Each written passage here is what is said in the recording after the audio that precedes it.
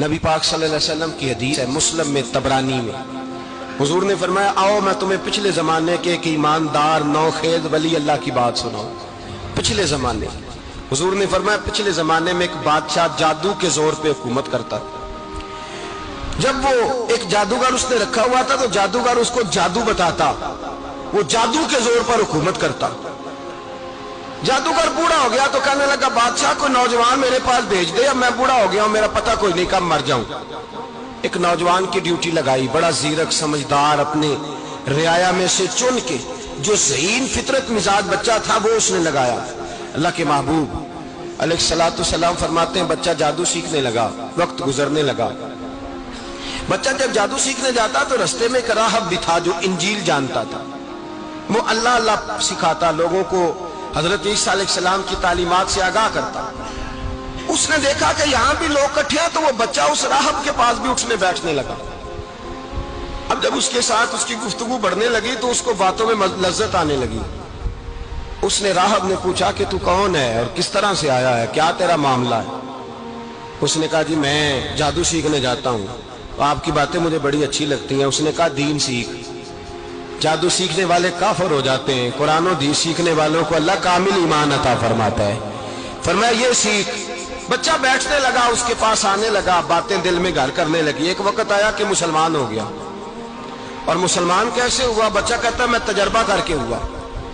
اب میں تھوڑا سا وقت جادوگر کے پاس بھی جاتا اور باقی سارا وقت وہاں بیٹھتا۔ میں ایک دن جا رہا تھا تو رستے میں اژدہا تھا، بہت بڑا سانپ تھا، رستہ روک کے کھڑا تھا۔ یہ حضور نے بیان کی حدیث۔ نبی پاک صلی اللہ علیہ وسلم فرماتے ہیں بچہ کہتا ہے کہ رستے کے اندر سانپ ہے، رستے بند ہے، لوگ چھتوں درختوں پہ چڑھے ہیں، راش ہے۔ کہتے چھوٹا سا روڑا میں نے اٹھایا تو میں نے کہا اللہ اگر جادوگر سچا ہے تو اسے مار دے۔ چھوٹا سا روڑا میں نے پھینکا، اژدہا کوئی نہ مرا۔ پھر چھوٹا روڑا اٹھایا، میں نے کہا اللہ اگر وہ عالم سچا ہے تو اسے مار دے۔ اب جب میں نے روڑا مارا تو اژدہا مر گیا۔ میرے اندر سے گواہی آئی نہیں دین کی باتیں سچی ہیں، نہیں قرآن کی باتیں اسلام سمجھانے کے لیے عرض کر رہا ہوں، اگرچہ اس دور میں انجیل تھی، اللہ رسول کی باتیں اچھی ہیں۔ کہتے میں مسلمان ہو گیا، اب میں نے راہب کے پاس ہی رہنا شروع کر دیا، جادوگر کے پاس چھوڑ دیا اس بچے نے آنا۔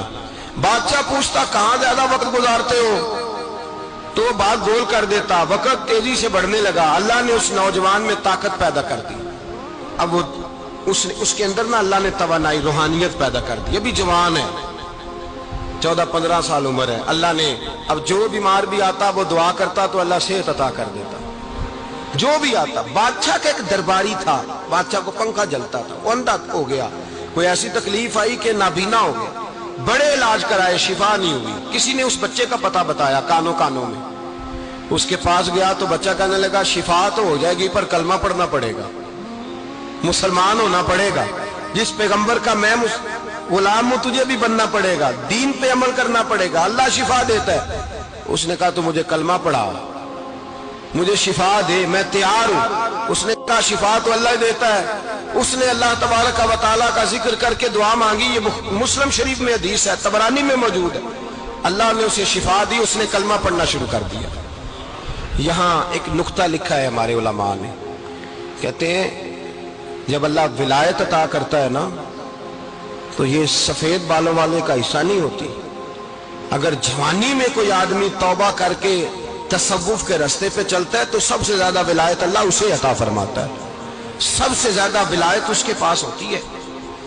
ابھی اس کے بال کالے ہیں، چڑھتی جوانی ہے، دعا کی تو اللہ نے، اور حدیث پاک میں موجود ہے کوڑے آتے تو شفا یاب ہو جاتے، اندھے آتے تو شفا یاب، برس والے آتے تو اللہ سے دے، جوان ہے۔ بادشاہ کے پاس وہ واپس گیا، وہ جو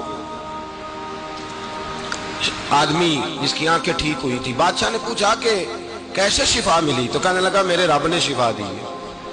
بادشاہ سجدے کراتا تھا، اپنے آپ کو منواتا تھا معاذ اللہ، کہنے لگا میرے علاوہ کون رب ہے؟ اس نے کہا وہی رب ہے جس نے تجھے پیدا کیا ہے، اور وہی رب ہے جس نے مجھ اندھے کو آنکھیں دی ہیں، وہی ہے میرا مالک۔ کہا اچھا تو مجھے نہیں مانتا؟ کہا نہیں میں اپنے رب کو مانتا ہوں۔ بادشاہ نے اسے سزا دی، ستایا، اس نے بچے کا پتہ بتایا، پھر بچے کو بلا کے ستایا تو اس راہب کا پتہ بتایا، راہب بھی قتل ہو گیا، نابینا بھی قتل ہو گیا۔ بادشاہ نے کہا سپاہیوں سے اس بچے کو لے جاؤ اور پہاڑ کی چوٹی پہ جا کے نیچے پھینکو تاکہ مر جائے.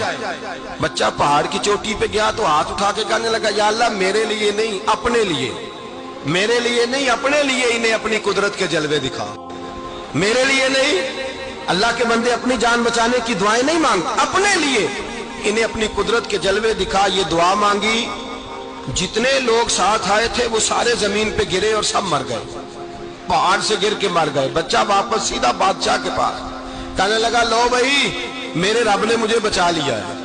جوان کا ایمان دیکھو، میرے رب نے مجھے، بولو میرے اللہ نے مجھے ایمان کی گواہی دے رہا ہے، میں بچ گیا ہوں، تو جھوٹا ہے، میرا رب سچا ہے. اس نے کہا لے جاؤ اس کو دریا میں، کشتی میں بٹھاؤ، بیچ دریا کے جا کے دھکا دے دو. بیٹھے کشتی میں، دریا کے بیچ گئے اور جب جا کے وہاں اس کو دھکا دینے لگے تو اس نے کہا اللہ میرے لیے نہیں اپنے لیے انہیں اپنی قدرت کے جلوے دکھا. بس ایک طوفان سا آیا، جتنے سپاہی ساتھ آئے تھے ڈوب کے مر گئے. وہ بچہ اٹھا اور سیدھا پھر بادشاہ کے پاس، اسی کے پاس کہنے لگا لو بھائی میرے رب نے مجھے بچا لیا ہے، تیرے پاس آیا ہوں. وہ کہنے لگا تو کیا مصیبت میرے گلے پڑ گئی ہے، کیسے جان چھوٹے گی؟ تو بچہ کہنے لگا اگر تو مجھے باندھے درخت کے ساتھ اور سارے ملک کو بلائے، لوگوں کو اکٹھا کرے، پھر تو مجھے تیر مارنا، میں تجھے بتاؤں گا کیسے مارنا ہے، میں مر جاؤں گا. اللہ کا بندہ نوجوان ایمان دیکھو، مرنے کے طریقے بتا رہا ہے، میں تجھے بتاؤں گا میں کیسے مروں گا. یہ بات کہی، بادشاہ نے سارا مجمع جمع کیا، ملک سارا باہر آ گیا، درخت کے ساتھ باندھ دیا. کہنے لگا بھائی لوگوں یہ مجھے مارنا چاہتا تھا، مار نہیں سکا، اب میں اسے بتانے لگا ہوں کہ میں کیسے مروں گا. اسے کہو جب تیر مارے تو ساتھ میرے رب کا نام بھی لے، میں اپنے رب کے نام پہ جان دوں گا، ایمان کی پختگی میں اللہ کے نام پر جان دوں گا. اسے کہو رب کے نام پہ مارے، مر جاؤں گا.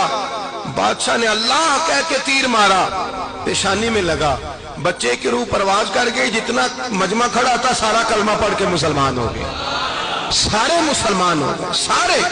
میرے رسول پاک سید عالم صلی اللہ علیہ وسلم نے نوجوانوں کو بتایا جب تمہارے اندر ایمان کی قوت آئے گی تو اللہ تمہاری مدد کرے. فرمایا وہ نوخیز ولی تھا، ابھی جوان رانا تھا، ابھی اس کی پیشانی پر جوانی کے آثار تھے، لیکن اس نے اللہ کو راضی کیا، رب کریم کو راضی. ولایت کا مطلب بڑھاپا نہیں، ولایت کا مطلب وہ نہیں کہ جب بڑا لمبا وقت گزر جائے تو پھر آدمی آئے کہ نہیں اب کیا کرنا ہے، اب مسجد ہی ہے، اب تو اس کے علاوہ گزارا ہی کوئی نہیں. تو اس وقت کا آنا اللہ کی بارگاہ میں قبول تو ہے، لیکن شاباشی اسی کو ملتی ہے جو جوانی کا وقت آئے، جو عین اس وقت آئے جو وقت میرے رسول پاک